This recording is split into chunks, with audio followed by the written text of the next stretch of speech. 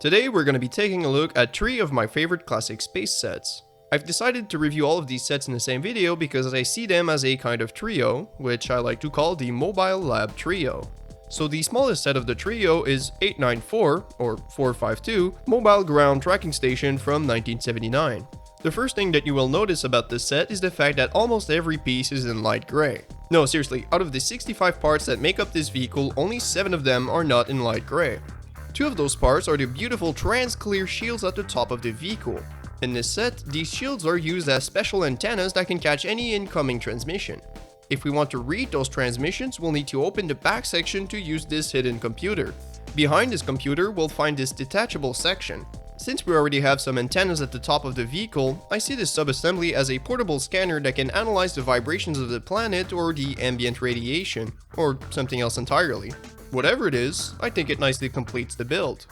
Overall, I think this set is super interesting, especially for its small size. This is a great little set. And now, let's move on to the second set of the trio, which is 6901 Mobile Lab from 1980. In the video that I made for this set last year, I said that it looked really good, and I can tell you right now that my opinion hasn't changed at all. This set looks fantastic, and that's mostly thanks to this beautiful color scheme of light gray, trans green, and trans red.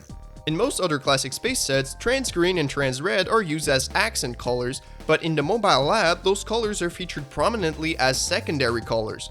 In other words, I think the color distribution of this set is outstanding, and it does make the set look really good. But other than that, I guess I could also highlight this super mega awesome arm at the front.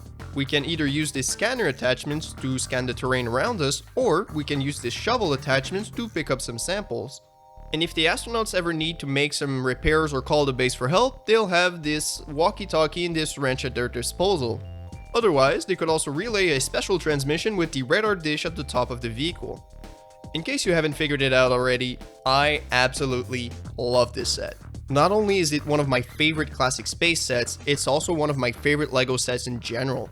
This set is amazing, but believe it or not, it's only my second favorite set of the trio. The first place would go to 6927 All-Terrain Vehicle from 1981.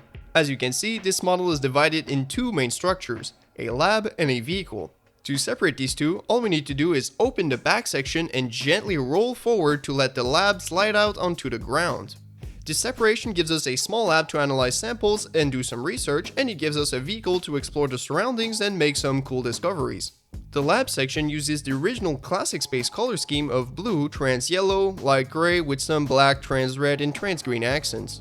But the vehicle section has a completely different color scheme that is more reminiscent of later classic space sets or Futron. More precisely, white is the primary color, black and trans blue are secondary colors, and trans red and light gray are accent colors. What I'm trying to say here is that this set looks amazing, and a lot of that comes from this superb color scheme and color distribution. Once again, I know I've said it for the other 2 sets as well, but all of these sets look really great.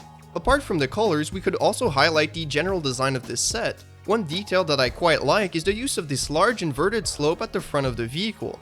What this means is that our driver will be able to look down at the floor and make some cool discoveries without getting out of their seat.